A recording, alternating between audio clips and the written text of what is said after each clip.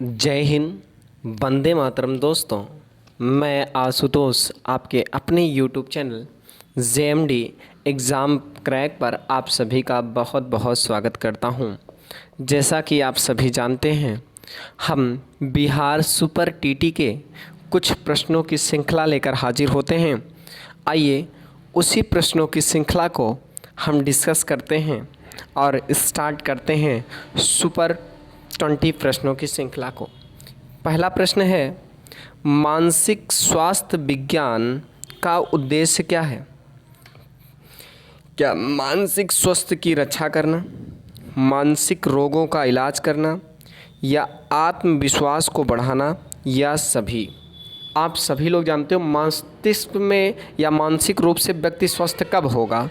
जब उसका मानसिक की रक्षा होगी, मानसिक में तोड़ फोड़ ना हो। दूसरी चीज़, वो मानसिक रोगी हो तो उसका इलाज हो। तीसरी चीज़, वह आत्मविश्वास को बढ़ाए कि हम आत्मविश्वासी हैं। यानी मानसिक स्वास्थ्य विज्ञान का मतलब ये सभी होता है। क्लियर हो गया होगा? उम्मीद करते हैं मेरी बातों को आप अच्छे से समझ में रहे होंगे। अगले प्रश्न की बात करें, निम्न में से कौन सी अनुशासनहीनता का सामाजिक आर्थिक कारण नहीं है? बताइएगा कौन सा कारण नहीं है। क्या बिखरे घर, क्या निम्न आर्थिक स्थिति, अयोग्य शिक्षा, अयोग्य शिक्षक, या पास पड़ोस का व्यवहार? तो अनुशासनशीलता का कारण नहीं होने का एक ही कारण है, कौन सा? अयोग्य शिक्षक। किसकी बात करते हैं? अयोग्य शिक्षक की।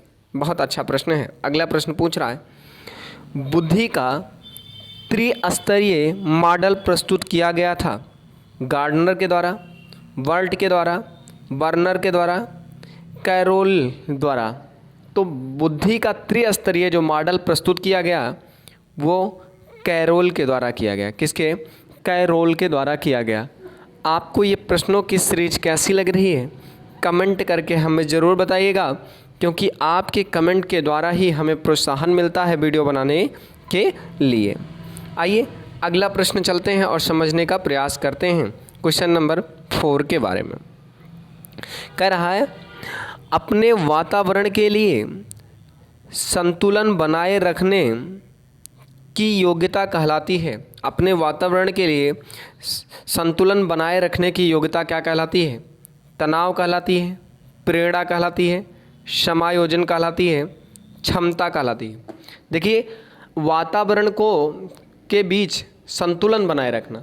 देखिए, अगर वातावरण के बीच संतुलन बनाना, जैसे गर्मी आई तो आप कम कपड़ा पहनना, मतलब एक एक कपड़ा पहनना शुरू कर देते हैं, यानी टी शर्ट पहनना शुरू कर देते हैं। यानी अगर ठंडी आती है तो आप वही कपड़े को क्या कर देते हैं? ऊनी कपड़ा पहनना शुरू कर देते हैं। यानी आप वातावरण से सीख लेकर अपने आप को क्या कर रहे हैं? समायोजित कर रहे हैं।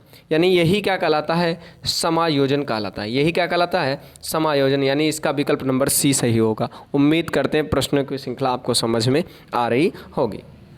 अगले प्रश्न की बात करते हैं क्वेश्चन नंबर 5 के बारे में। कह रहा, 6 वर्ष तक के बच्चों की लंबाई का परास होता है या होती है 44.5 से 48.5 इंच तक, 40.5 से 44 इंच तक, 45.5 से 56.5 इंच तक, 30.5 से 43.5 इंच तक। तो आप सभी लोग जानते हो 6 वर्ष के बच्चों की जो लंबाई की परास होती है वो होती है 44.5 से लेकर 48.5 इंच तक इसकी लंबाई होती है। और आप जानते हो 1 इंच में कितने सेंटीमीटर का होता है? तो आपको पता है 2.5 सेंटीमीटर का होता है, इसलिए सेंटीमीटर से गुणा करा लीजिएगा, आपको निकल आएगा। अगले प्रश्न की बात करते हैं और समझने का प्रयास करते हैं।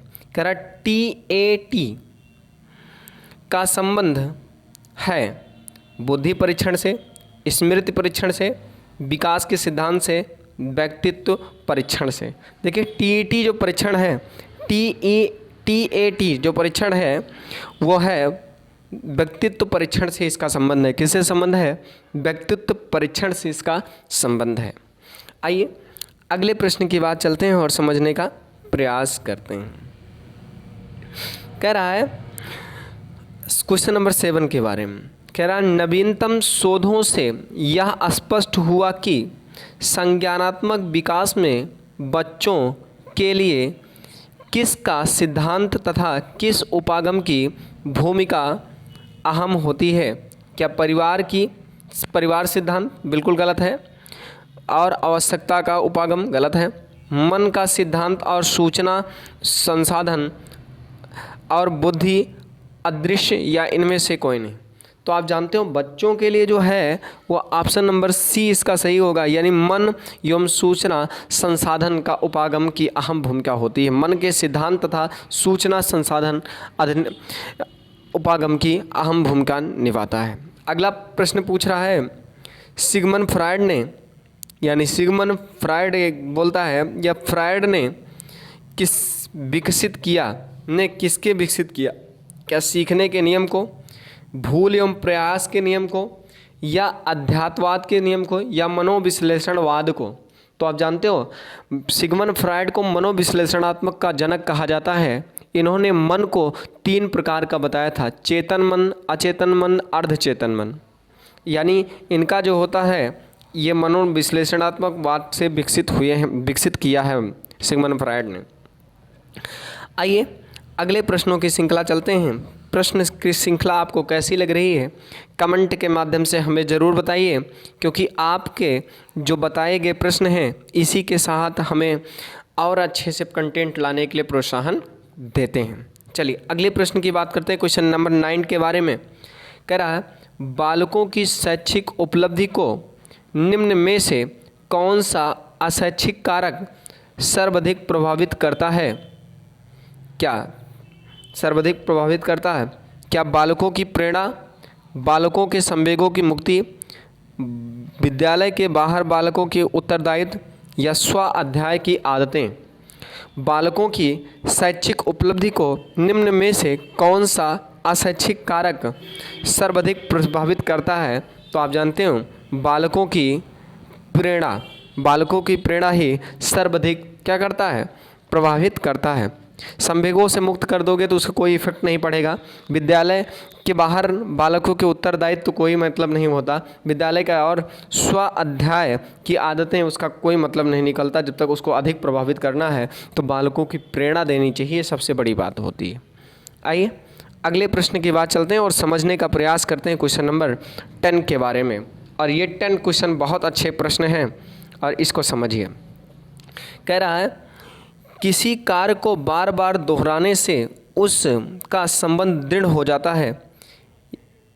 थार्नडाइक के किस नियम पर आधारित है?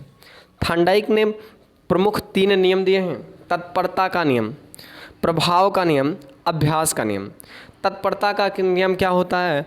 अगर आप किसी चीज़ की जानने की इच्छा रखते हो तो आप उसके प्रति बराबर किसी काम को करते रहोगे, करते रहना ही क्या कहलाता है, तत्परता कहलाता है।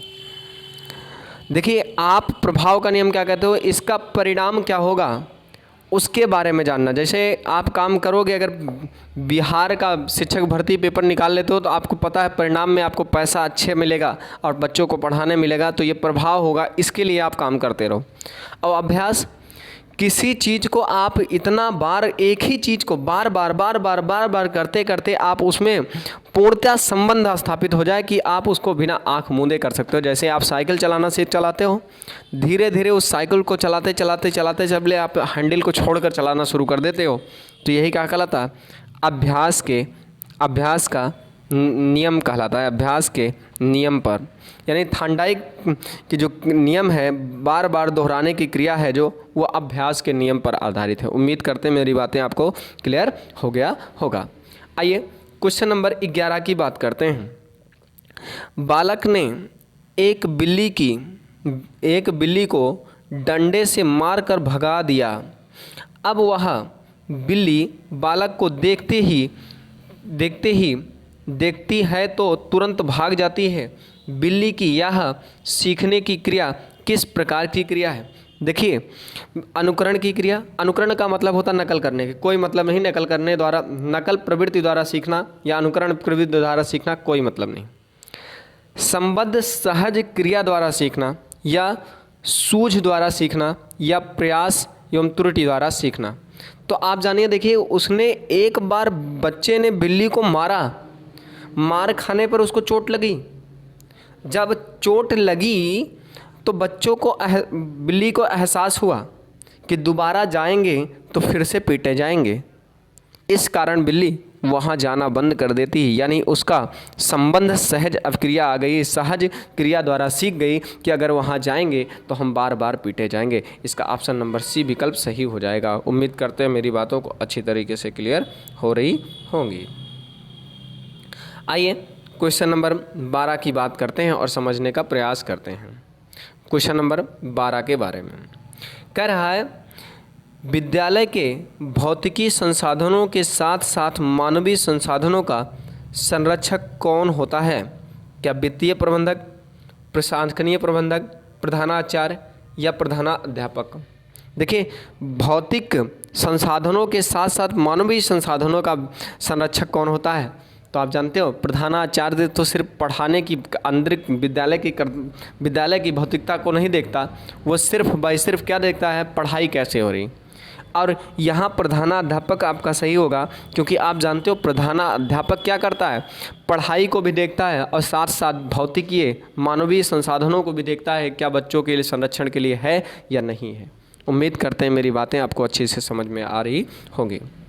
अगला प्रश्न है, अंतर्भूत अभिप्रेरणा का आशय है कि पुरस्कार पाने की इच्छा से कठिन परिश्रम करना, दंड से बचने के लिए नित्य पाठशाला आता है, अध्यापक के डर से गृहकार्य पूरा करता है, ज्ञान में वृद्धि के लिए लगन से पढ़ाई करता है।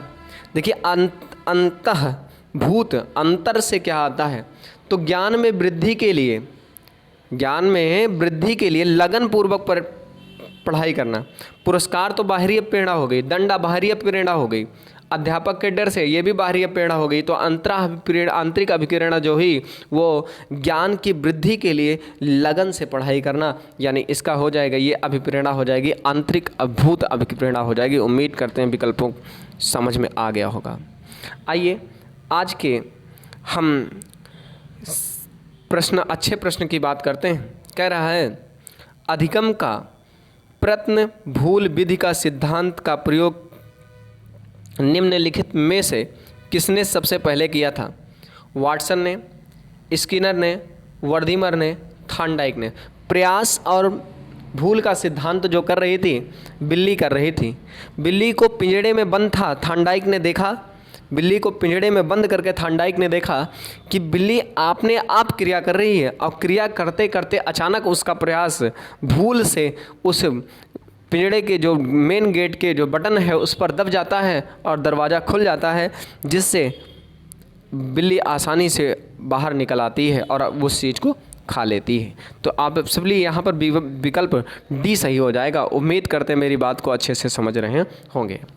अगले प्रश्न की बात करते हैं और आज के सेकंड लास्ट प्रश्नों की बात करते हैं। प्रश्नों की श्रृंखला आपको कैसी लगी कमेंट करके ज़रूर बताइएगा, ताकि ऐसे ही प्रश्न हमें बनाने के लिए प्रोत्साहन मिलते रहें।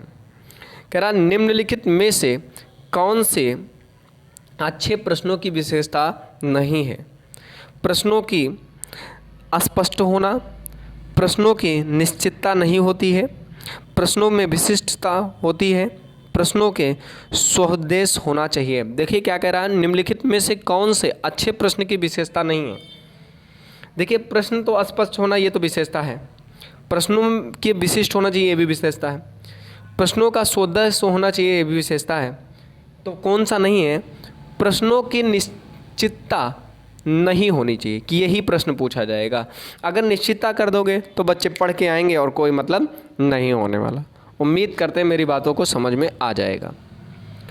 बालकों में अधिगम के विकास में निम्न में से सबसे महत्वपूर्ण क्या है? बालकों में अधिगम के विकास में निम्नलिखित में से सबसे महत्वपूर्ण क्या है? देखिए, व्यस्त विद्यालय कार्यक्रम, अधिक पाठ्यक्रम, अधिगम उत्प्रेरित वातावरण या उत्सुक माता पिता। उत्सुक माता पिता से कोई मतलब नहीं, अधिक पाठ्यक्रम से कोई मतलब नहीं, और व्यस्त विद्यालय के कार्यक्रम से कोई मतलब नहीं। देखिए, अधिगम के विकास करने की बात आ रही। जितना ज़्यादा बच्चों को वातावरण में खेलने और क्रियाशील होने की बात करोगे उतना ज़्यादा बालक अच्छे से सीखेगा। यानी अधिगम को प्रेरित वातावरण देने के लिए ही सबसे महत्वपूर्ण चीज़ें हैं। उम्मीद करते हैं आपको प्रश्नों की श्रृंखला अच्छे से समझ में आई होगी। अगर आपको प्रश्नों की श्रृंखला अच्छी लगी हो तो चैनल को सब्सक्राइब कर लें और मित्रों तक अधिक से अधिक शेयर करें, ताकि हमें भी ऐसे ही वीडियो बनाने के लिए प्रोत्साहन मिलता रहे।